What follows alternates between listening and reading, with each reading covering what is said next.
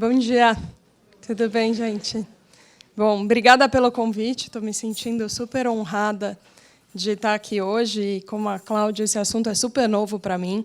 Eu trabalho há quase 20 anos, mas preciso assumir que há mais ou menos 2 anos eu comecei a entender a importância de propósito, a importância de legado. Quando eu me questionava, num ano, fazendo um exercício de estratégia, quais são as prioridades nesse próximo ano. E aí, começando esse exercício, eu falei, bom, mas eu quero ser lembrada pelo quê? E foi quando eu comecei a entender essa importância. E muito especial também o fato de ser aqui na FAAP. Eu sou de Araraquara, mas eu mudei para São Paulo em 1999 para cursar a FAAP. E comecei a trabalhar em 2000 aqui no Transamérica, num flat aqui na frente, como recepcionista. E do Transamérica, 2 anos depois, fui ser trainee na Câmara Americana. Da Câmara Americana, eu fui trabalhar na AMD, empresa de microprocessadores, de tecnologia. Em 2007, 2008, eu comecei o e-commerce da FNAC, cuidando da categoria de produtos técnicos, e depois assumi o site. E, em 2010, junto com um grupo de pessoas, a gente começou a operação do PayPal no Brasil. Então, eu trabalho no PayPal há 10 anos. Há 3, eu sou CEO da operação no Brasil. E, quando assumi como CEO, eu comecei a receber muitos convites para falar em faculdade, em revista. E, pelo fato de hoje a gente ainda, infelizmente, ter um mundo extremamente dominado por uma desigualdade, começando pela desigualdade de gênero, a gente tem hoje 11% das empresas no mundo sendo lideradas por mulheres. Então, quando a gente vai para o setor de tecnologia ou finanças, esse índice ainda é bem menor. A gente tem mais CEOs no mundo com o nome John ou com o nome Frank do que todas as mulheres juntas. Então, vocês imaginam que, quando aparece alguma nova CEO, realmente a gente tem muita, não só oportunidade de falar, mas acaba tendo quase que uma obrigação de mostrar que sim, que é possível e que existem role models em cada uma dessas indústrias. E comecei a falar eu sempre falei muito de pagamento, de tecnologia. Para mim era muito novo começar a contar a minha história. E eu sempre enxerguei a minha história como a de alguém que foi pautada pela meritocracia. E, quando eu olho para trás, eu falo, putz, eu abri mão de tanta coisa, e era um final de semana, ou era uma noite que eu trabalhava mais, e eu sempre viajei bastante, isso inevitavelmente impacta muito a nossa vida pessoal. Então, eu achei que eu tinha chegado onde eu cheguei por meritocracia. Eu falei, é só trabalhar que uma hora chega. E, depois de tanto repetir, com audiência diferente, um dia eu estava no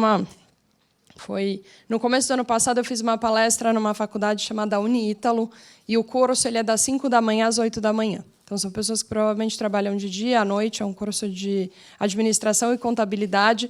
E eu falei, e ali, eu contando, eu comecei a sentir, falei, putz, acho que não é justo eu vir aqui falar de meritocracia, porque, no fundo, o que eu tive foi muito privilégio.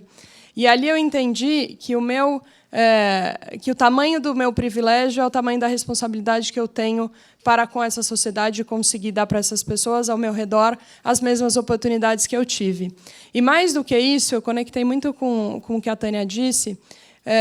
O meu maior privilégio, além de ser branca, além de ter meus pais casados até hoje, de ter estudado nas melhores escolas, de ter tido todas as oportunidades que eu pude na vida, além disso, eu pude, desde muito pequena, ser quem eu quisesse ser. Então, em casa, eu sempre ouvi que eu poderia escolher a carreira que eu quisesse. Eu nunca tive limite. E hoje, o que eu mais vejo ao meu redor são, principalmente, mulheres que chegam numa carreira de gerência média, num cargo, e falam, opa, por aqui está bom. Eu não consigo mais equilibrar a minha vida pessoal, a minha vida profissional e dar conta de tudo. E eu quero, justamente, para essas mulheres, encontrar maneiras de não só dizer que dá, mas apoiá-las de alguma forma para que elas acreditem que é possível. Não existe supermulher. Eu sou mãe, e sou esposa, e sou empresária, e sou um monte de coisa, mas nada a gente é perfeito. Vira e mexe, cai um prato aqui, esquece uma criança na escola e deixa uma coisa passar. Mas, no fim do dia, tudo dá certo. E elas acostumam, e é isso que me faz feliz. Mas, mais do que isso, eu acho que é um ponto que, para mim, tem ficado mais claro a cada dia. Eu só cheguei na posição que eu estou por duas razões. Primeiro, porque eu tenho apoio ao meu redor, então nada é possível sozinho. Então, tive excelentes chefes, tenho um time muito forte. Em casa, eu tenho muito apoio. E por causa das minhas filhas. Eu acho que, se eu não tivesse sido mãe, para mim seria muito mais difícil hoje liderar um time. Eu tive muita dificuldade, eu sempre fui muito de fazer, eu gosto de executar, eu gosto de focar e entregar, mas tudo no meu tempo. Para mim foi muito difícil entender o tempo do outro. E eu acho que quando a gente se torna mãe, se torna pai, imagino que deve ser parecido, a gente aprende que a gente não manda em nada, a gente não escolhe nada.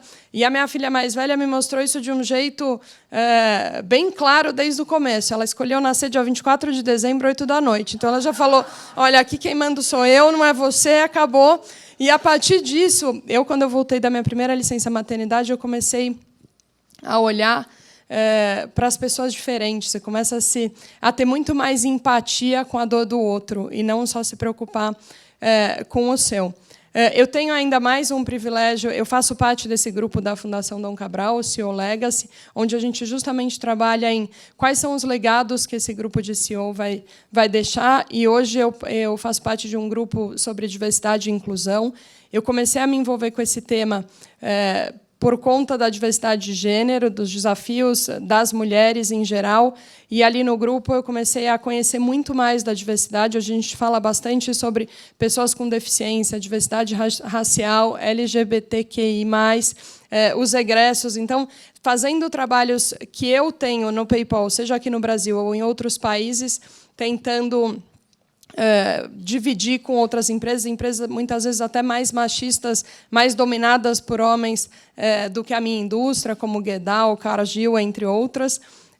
E quando eu fui chamada para falar aqui, a minha vontade era contar para vocês que a diversidade aqui no Brasil ela é um fato. Então, a gente é só analisar a nossa população. A gente tem 55, 56% da população composta por negros, mais de 52% compostas por mulheres, mas a inclusão é uma escolha. Então, que cada um de nós pudéssemos ser cada vez mais inclusivos, e se não for porque é o certo, porque acreditem que esse é o correto a ser feito, que façam pela rentabilidade. Cada vez mais a gente tem visto empresas que reportam lucros mais altos à medida que olham para o quadro de funcionários, para a maneira como eles interagem e como eles trazem e tratam esses talentos no dia a dia. Então, obrigada mais uma vez pelo convite. Muito bom estar aqui com vocês.